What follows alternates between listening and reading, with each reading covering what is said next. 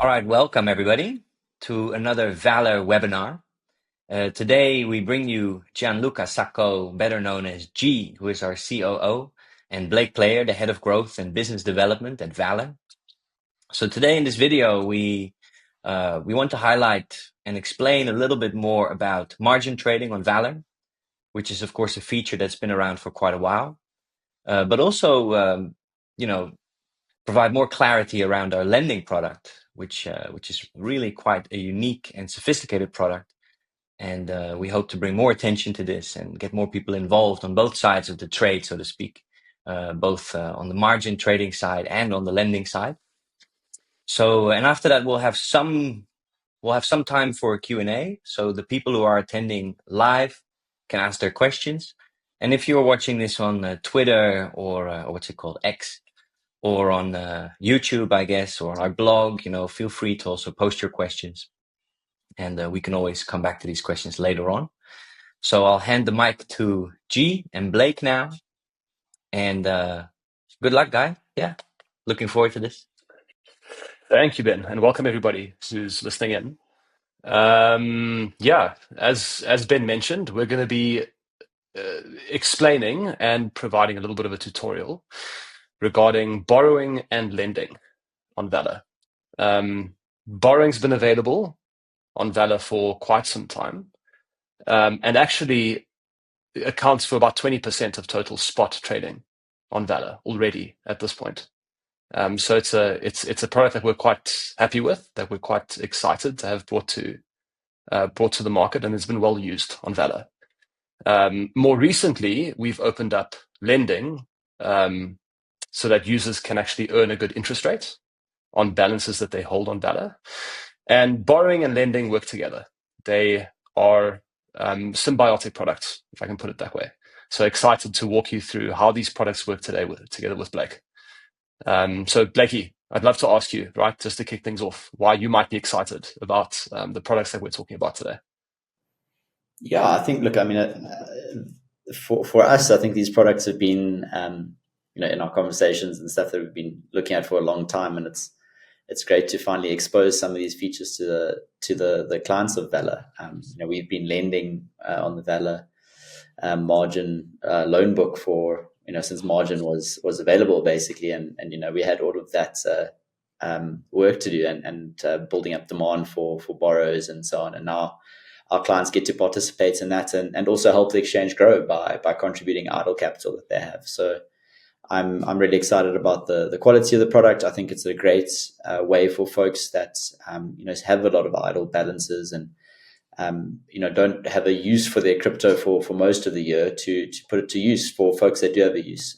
For example, those trading in the opposite direction to them, or those that are using it for other purposes, in the payment space or treasury management, hedging positions and so on. So I think it's a great way for traders to contribute value to the ecosystem and be rewarded. So I think this is a great start, and I'm glad to be here finally.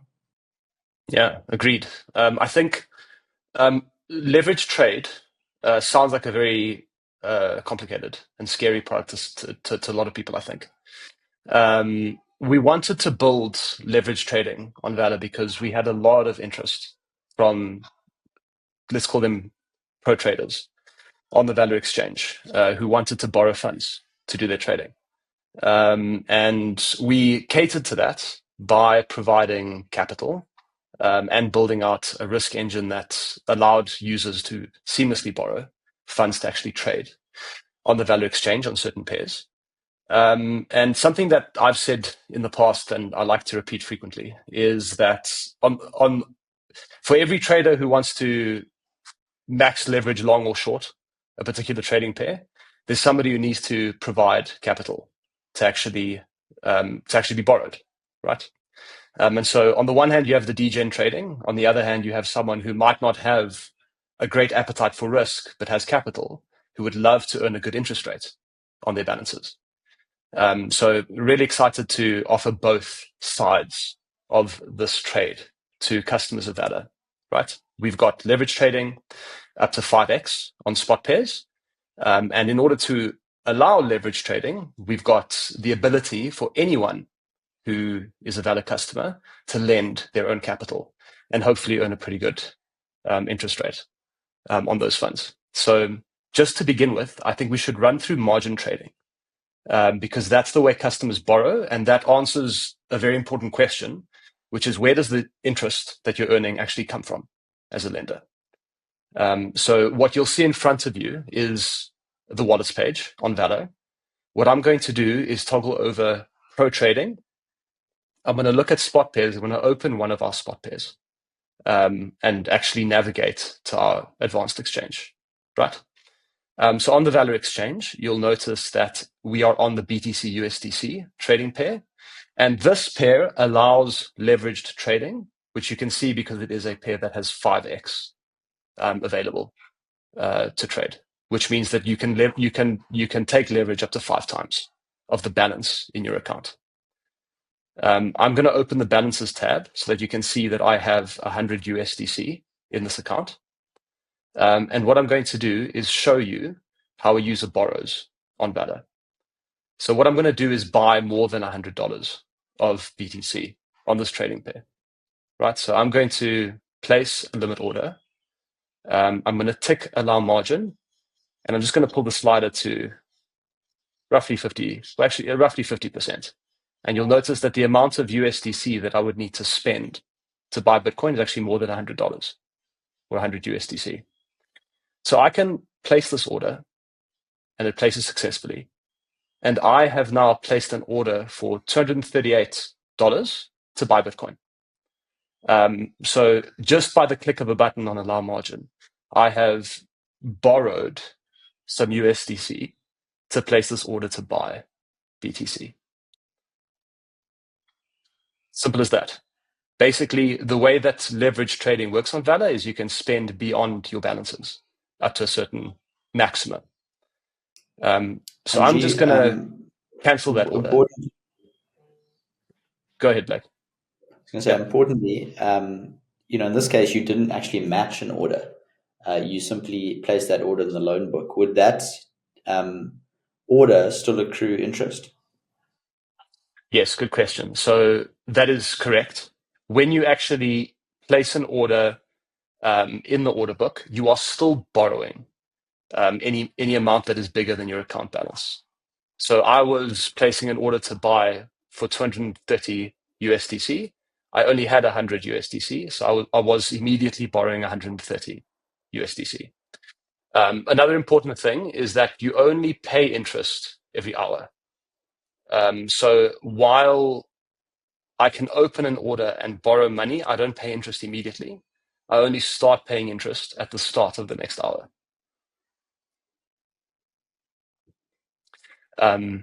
So that's how the mechanics work for actually trading with leverage. Let's talk about how we get to the interest rate that customers are charged to actually borrow funds. So now what I'm going to do is I'm actually going to place an order to actually trade so that you can see the amounts that I would actually borrow. So I'm going to place an order to actually sell some Bitcoin, and I don't have Bitcoin in my account, right? So let me actually do that. And you're going to notice that the order actually placed and matched. So I now have a negative balance in Bitcoin because I sold Bitcoin that I don't have. I borrowed Bitcoin. And you're going to see an interest rate over here. And if I hover over it, you can see that I'm paying a very small percentage rate per hour, which works out to roughly 0.5% per year. If I go to my wallet's balance, which is a little bit clearer, you'll notice that there's a negative balance here of Bitcoin. So how do we get to this interest rate? I'm sure people are wondering, right? The way that borrowing and lending work together on VALR is that we, on an hourly basis, look at all of the demand of customers to borrow a specific currency. So in the case of Bitcoin, for example, this account has borrowed some BTC. And we're adding together this account's debt or borrowed BTC with any other account on VALR that has debt in BTC and working out the total, right? That tells us how much demand there is to borrow every hour. We compare that to the offers that customers have made to lend Bitcoin. And that's what helps us understand what interest rate we're going to charge a user. I want to actually navigate to the lending page to show you how that works, right? But before I do, Blake, is there anything else that you'd like to mention about margin trading and borrowing before we show how the lending works? Yeah, maybe just a couple of things. So some people sometimes confuse margin trading with derivatives trading or futures trading in the context of VALR. They're not the same things. In margin trading, you are actually borrowing the underlying asset that is required to fulfill your trade or your order. That means somebody, and we'll get to that point now, is actually lending those funds in actual form behind the trade. So all of the value of the asset that is being traded does exist on the platform. On futures trade, it's a little bit different, and this is not about futures trade, so I won't get too much into that. But when you're borrowing on futures, it's not quite the same thing. So futures trade doesn't drive demand for assets to be borrowed directly. It may through the P&L features. But when you are taking on a futures contract, you take on a notional value of a position, and that position may result in profits and losses, which could result in spot debts. But what we're talking about here is certainly a spot phenomenon, and that's what we are speaking about. Yeah, it's quite powerful because what we've shown you is the ability to actually trade beyond your balance to borrow funds. The extension of this is that we can offer leverage in a couple of ways, right? So today on VALR, you can borrow to trade only, but in the very near term, we've got plans to allow borrowing to withdraw as well. So being able to take out a loan against balances that you have without trading at all is something that we're really interested in as an extension of this borrowing on spot balances.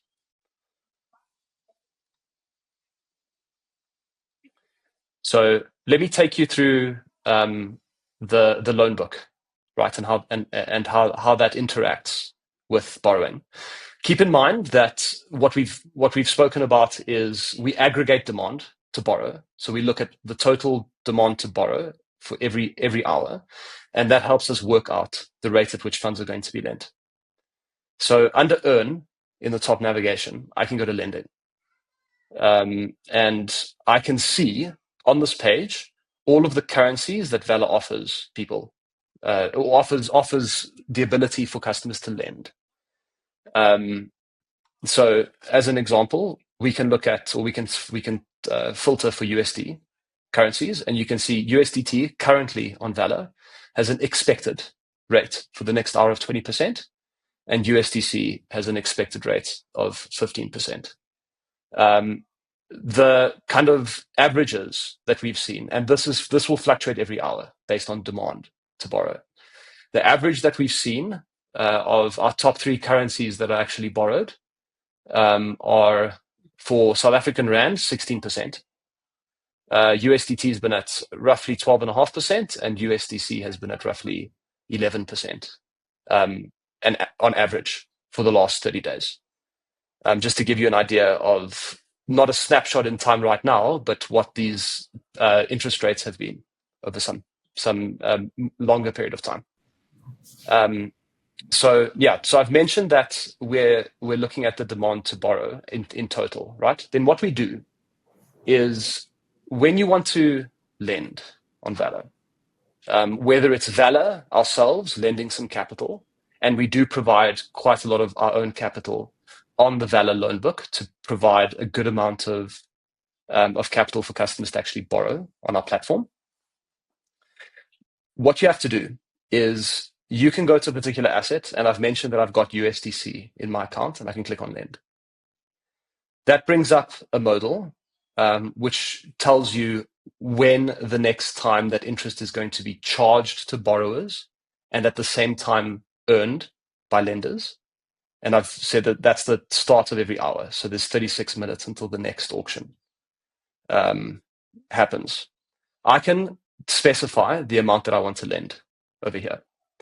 So I can say that that's, for example, 50 USDC. I can input a rate, and we give you two fields that you can pick between. The interest is actually earned and charged every hour. So in truth, we have hourly rates for borrowing and lending on VALR. But not everyone in the world easily understands hourly rates. So you can input a yearly rate over here, and it works out what the hourly rate will be for you. So what I'm going to input is 14%, which is a little bit less than the current expected rate that users will earn. I have to accept the terms of service. And at this point, I'm ready to submit this offer. The way lending works on VALR, and this is exactly how this works under the hood.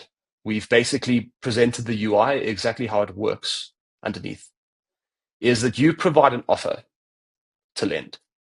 It works very similar to an order book, where you specify an amount that you want to lend, and you specify an interest rate that is the minimum interest rate that you're willing to earn. Now, we have a full order, list of all of the offers to lend that we look at.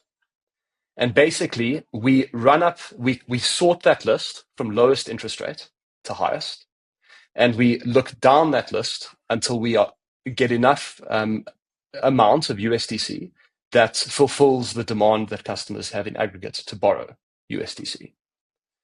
Whatever the interest rate is for the last offer that is actually going to be lent and borrowed by users on VALR is the interest rate that is charged, or that is earned by all lenders. So basically, once you've submitted an offer and it sits in the loan book, we every hour are checking what is the total amount of demand to borrow. We're matching that against the total amount that is offered to lend, and that's how we work out the interest rate that is actually going to be earned by lenders. So I'm offering a loan at 14%. I'm going to submit that offer, and you get a confirmation screen. And then here on the back on the lending page, you're going to see that for USDC, I've offered 50 at that interest rate. What I'd expect to happen if nothing changes is that there is enough demand on VALR for users to be paid 15% per year. I've offered a lower interest rate than 15%, so I expect that my 50 USDC is going to be lent out. Someone's going to borrow it, and I will earn interest at the start of the next hour, and I will earn interest every hour that the interest rate is higher than my offered interest rate. So at any point, I can also edit the interest rate that I want to offer over here. So let's say that I want to take that down to something like 10%. I can increase the amount that I want to offer if I have any more available USDC.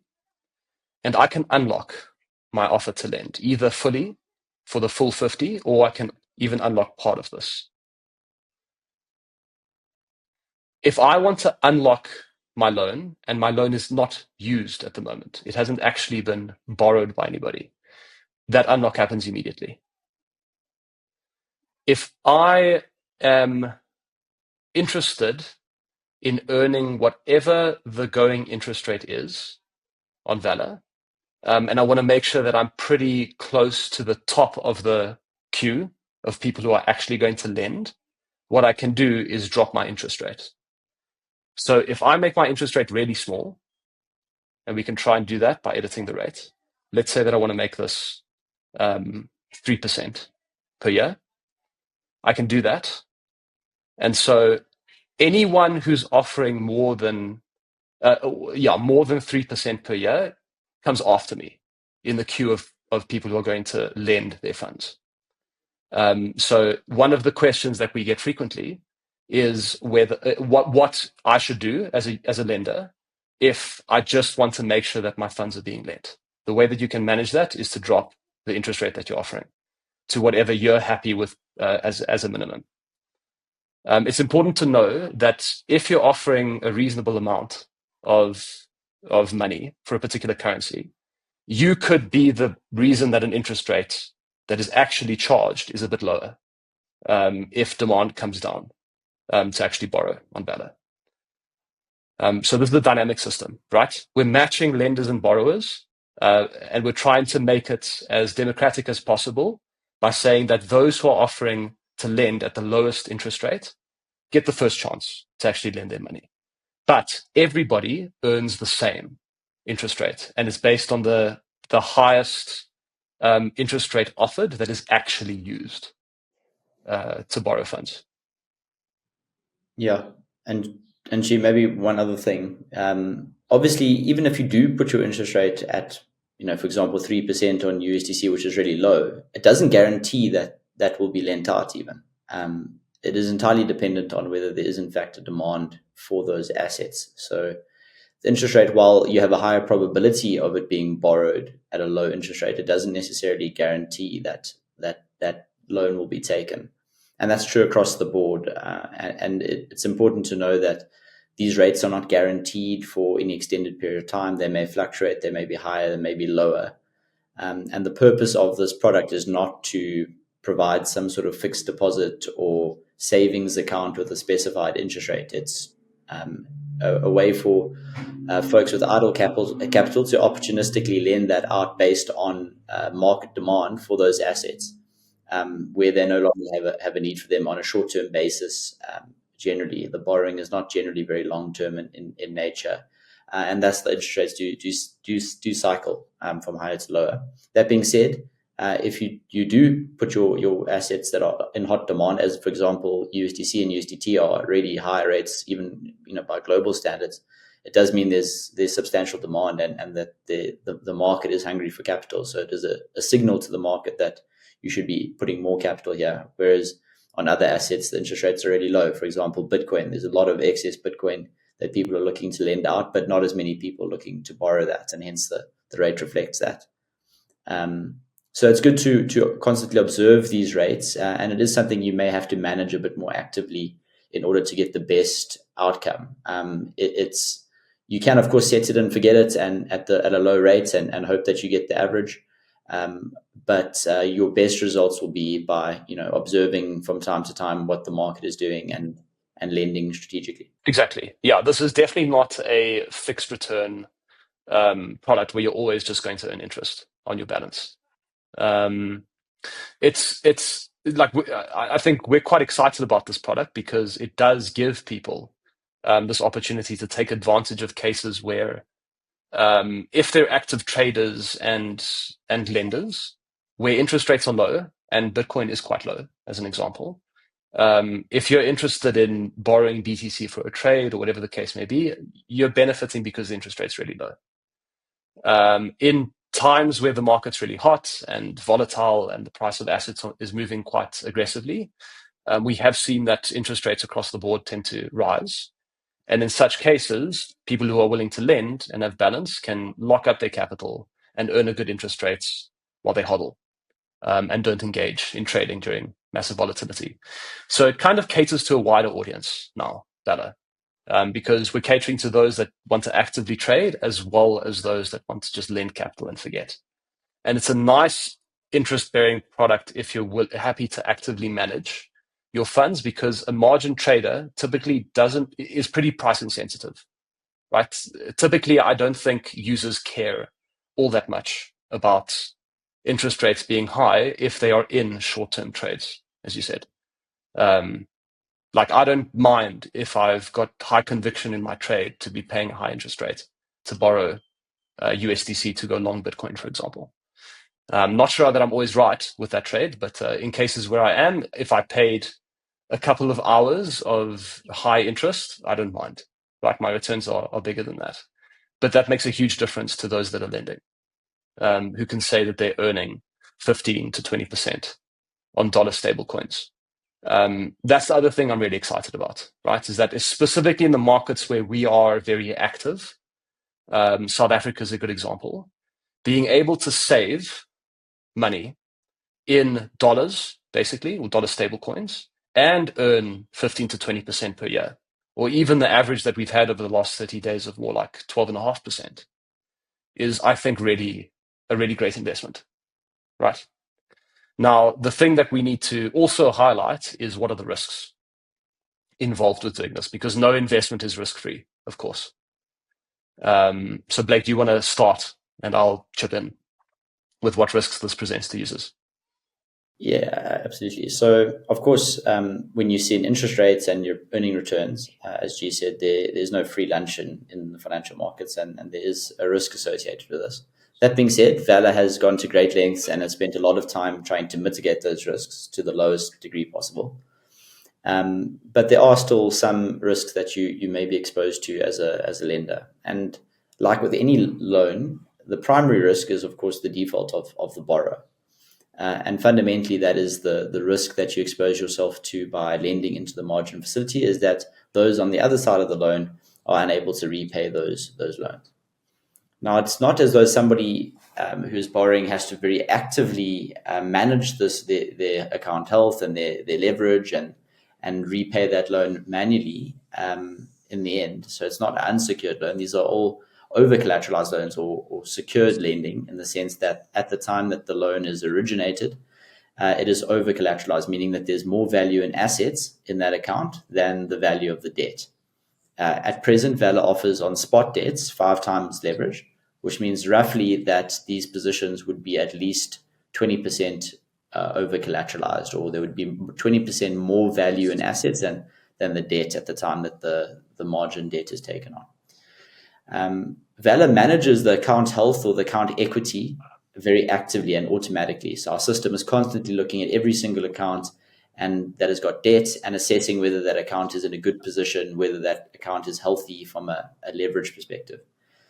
And our system will automatically start to liquidate or to realize those assets, to settle debt from a relatively early stage, once the market starts moving against a trader and the account equity starts to diminish, to what we call the maintenance margin. And that basically is a point at which, if a trader does not top up their account equity by depositing more funds or reducing debt, our system will automatically start taking over to start selling some spot assets and closing out futures positions to reduce debt and bring the account equity or the account margin fraction up to an acceptable level. We will also completely liquidate the assets in that account at a certain point, which is called our auto close margin fraction. And that is roughly 3% on spot. And that will result in all assets and debts being taken out of that account and transferred to the insurance fund, which basically means that account is now emptied, but is also free from debt. And provided the insurance fund does have enough capital to balance out that debt, there will be no loss to the margin lenders. There are a number of other features associated with futures, but ultimately, if all of these features fail, and there's still net losses on liquidation, and there's negative account equity after all measures have been taken, then there is a chance that lenders may suffer some losses at the end of the day. But importantly, there's a lot of very conservative practices that are taken, things like leverage limits and risk limits per pair and per account that are in place to prevent any one client from systemically blowing out the system. I don't know, G, if I've covered all of the key bits. The one other key piece is the lenders would only suffer loss after our insurance fund is completely drained as well. So on top of the practice of safely liquidating accounts to reduce debt, our insurance fund stands as the surety for all lenders. So only if that gets depleted would there then possibly be a situation where lenders might suffer loss. And in truth, that has got a lot of capital on the loan book ourselves on offer. So our capital is also subject to that to that risk in that case. Maybe one more thing that I would mention is that in summary, there's kind of 2 ways that demand to borrow goes down, right? Either people close their debts by trading to actually receive the currency that they are borrowing. I borrowed Bitcoin in this account, a little bit of Bitcoin, and so if I buy BTC, that will reduce that debt automatically.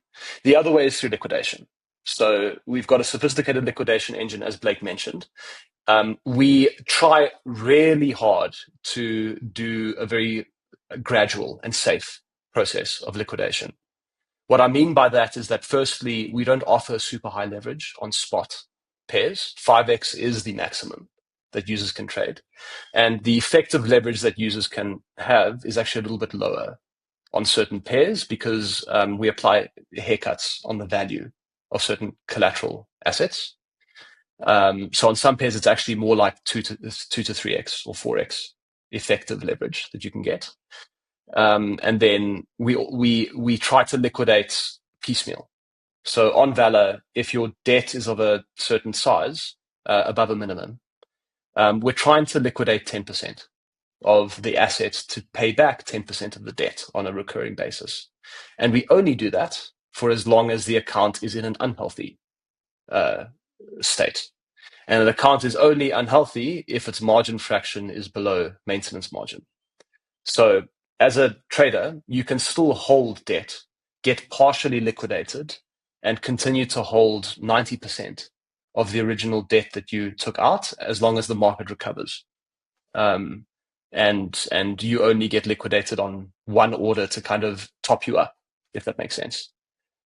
Which is something that we're quite happy with, right? I think we don't want to be aggressively liquidating customers if we don't have to, and basically emptying out their accounts before it makes sense from a risk perspective to do that. We like to allow customers as much control as they possibly can have. So maybe as a final tutorial on how... Maybe before we start, there's a Yes, bunch of go ahead. questions we're getting in the chat. So maybe we can just go through a couple of them before we move on. Yep, sure.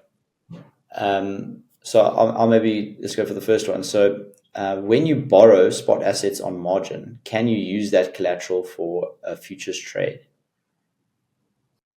Yes, you can. So VALR's spot margin and futures trading engine works together. So in a single sub account, you can trade spot margin with leverage, and futures, all from the same balance. So as long as your account is in a healthy state, meaning you've got some available balances in your account, you can trade however you like, spot margin, or futures. Yeah, importantly, you can't use or double dip your collateral, so to say. So if you have available collateral after it being reserved for the various debts and margin futures positions, you can, of course, continue to trade. But you can't use borrowed capital as an example as collateral for futures trade. Yeah. Then there's one question, G, on when are rates generally the most favorable, under what market conditions? I think we mentioned volatile, but I think in terms of our USD lending, our USD stablecoin lending, I think the other time is generally during banking hours on the weekdays. And that's just due to the nature of the type of trader that tends to go short on USDT stables. It is generally to hedge Forex trades elsewhere. So that is generally happening during banking hours. And then the last one is the rate of ZAR generally more attractive than something like, for example, holding rands in my bank account? And I would say at the current moment, that is true. Bank accounts will offer you 11% on pretty much flexible savings, in the sense that it can be unlocked on the hour in most cases. But that's not always true, and the rates may decline depending on the amount of supply and, of course, the borrowers. So for the time being, yes, it is highly attractive, and I think over time that these rates will settle to once there's enough capital to an average which is reflective of the liquidity and risk profile of the investment. which is in this case, what we believe to be quite a low level of risk, but a high degree of liquidity. So over time, we would imagine that these rates will, on average at least, settle to a specific point. And for the time being, there's a lot of demand versus the supply. So folks should join in while the market's hot. You know this directly. I do. Yeah. I'm personally watching this closely because I'm also taking advantage of the fact that there's a lot more demand for example, rands than the supply. So I'm happy to supply at these rates. And of course, I'll reduce my supply of rands should it drop below interest rates I can get elsewhere. I think it's really difficult to get this sort of interest rate of 11% per year on something like the South African rand in a liquid investment anywhere else, right? Like your bank's not going to give you this much for money that can be withdrawn roughly within an hour of you wanting to unlock a loan offer that you make. So yeah, I think really attractive, and hopeful that more people are going to be taking advantage of that opportunity in the future. Yeah. Gee, there's one other one which I think is important before we move on. It says, when you say that VALR lends out on the loan book, can you clarify that these are VALR's own funds? And that's got nothing to do with user funds. That's correct. Yes. That's VALR's own money. Yeah. So users' funds are participating in offering loans on the loan book, but that is directed by the user themselves. So VALR does not take any decision on users' balances to provide them into the loan book. You yourself, as a VALR customer, would need to go and offer to lend for your funds to be on the loan book. Absolutely. I think that's probably the last one. Well, we can there's a couple more, but we can come back to those later. Okay, cool. Yeah, I think that covers us on lending. A few like housekeeping items that might be useful to people is that there are minimum rates and maximum rates on all of the assets that you can lend. And you'll see that if you try to offer a really low interest rate, you'll get an indication when your rate is too low. So if I want to edit my rate, for example, on USDC, 1% per year is too low. And we give you an error code that hopefully explains what the minimum needs to be, which is that amount per hour and 2%, just over 2% per year. The maximums are pretty high. Interest rates on that can go up to about 200% if they really, if the amount of demand to borrow basically matches the total amount that people are offering to lend. And then finally, in certain cases where we have really high demand from borrowers, it is possible that when you request to unlock your offer to lend, that it can take a little bit longer to actually be unlocked. Basically, we need to be able to satisfy the total demand to borrow that exists from the funds that are being lent out. So if a lender tries to unlock some amount of capital and that money was borrowed in the last hour, it's not possible to unlock that offer to lend unless the demand to borrow actually comes down. And that amount of time is indeterminate. It could be an hour, it could be a few hours. It depends on when the demand to borrow comes down or the amount of offers to lend goes up. And because this is pretty clear and transparent and you can see the interest rates in front of you, what we expect is that where interest rates do spike up to 200% per year, that more people will be incentivized to come and offer to lend on the platform. Yeah, I think that's some good points, G. There are a couple other questions. I don't know, G, if there's other stuff you want to cover, and maybe we can use the last few minutes, or should we go into that now? Yeah, we can. I mean, I wanted to close my debt.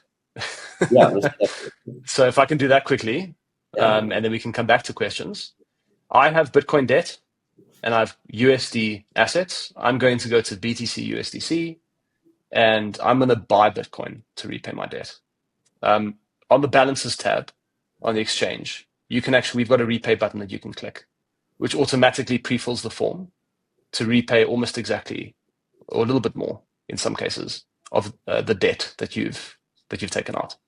So if I place a buy order, it's actually going to trade, and you're going to notice that now I've got very small value of Bitcoin, and I'm back into USDC, and my debt has automatically been paid back.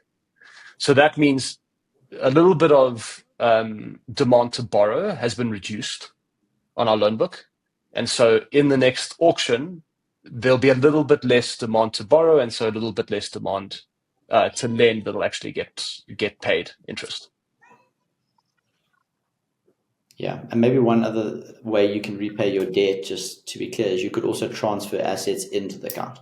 So, for You could. example, you could have assets elsewhere, or, in your own wallet or in another exchange, and you could transfer those assets into VALR or from another sub account, and extinguish the debt in that way. So you don't necessarily have to trade to get out of a leverage position.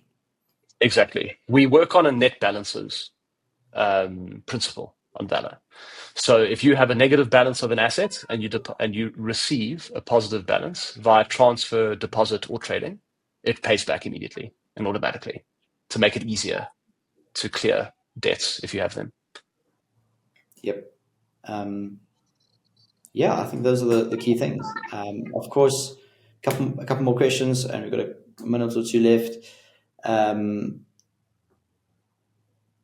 What rates have you seen so far on the platform? I think we mentioned it is as high as 200% on stables at times, although it happens for a very short amount of time, generally speaking, because at that interest rate, borrowers are highly encouraged to repay and lenders are obviously highly encouraged to lend out. So those rates don't tend to persist for very long. But as you've seen, stablecoins are in hot demand on VALR presently.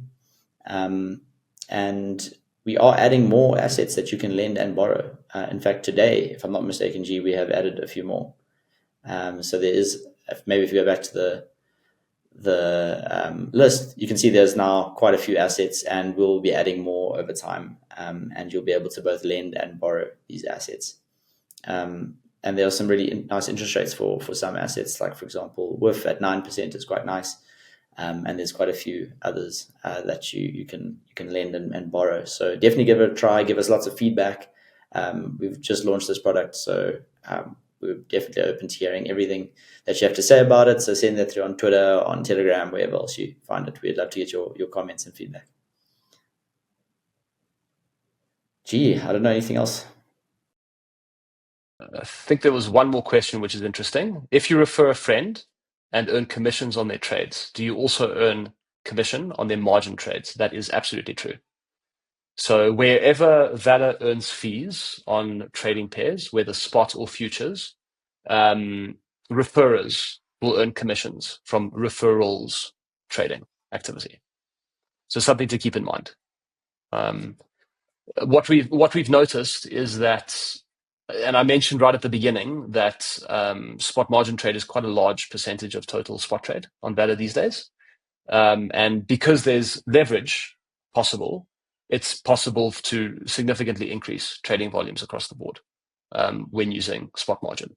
So hopefully that translates into better returns for referrers as well. Yeah, absolutely. Yeah, I think that's it. Maybe one other thing, G, just for our South African clients, is that those that are looking to borrow rands in order to trade, that is only available to certain qualifying clients. So not all clients at this stage are able to borrow rands for trade. You can borrow stablecoins or other assets to sell those assets for rands, but you can't at this stage borrow rands for everybody. You have to meet certain criteria, and that is basically you need to be a corporate client of VALR's with a minimum of R1 million worth of assets or revenue. And you can apply to borrow rands through the UI. You'll see if you try to borrow, you will be directed to submit a support ticket, or you can get in touch with our help desk at help@valr.com, and we can assist you with getting activated for margin on rands. Cool. I think that's about it, G. I'm not sure if there's any. I think that's it. Thanks, Becky.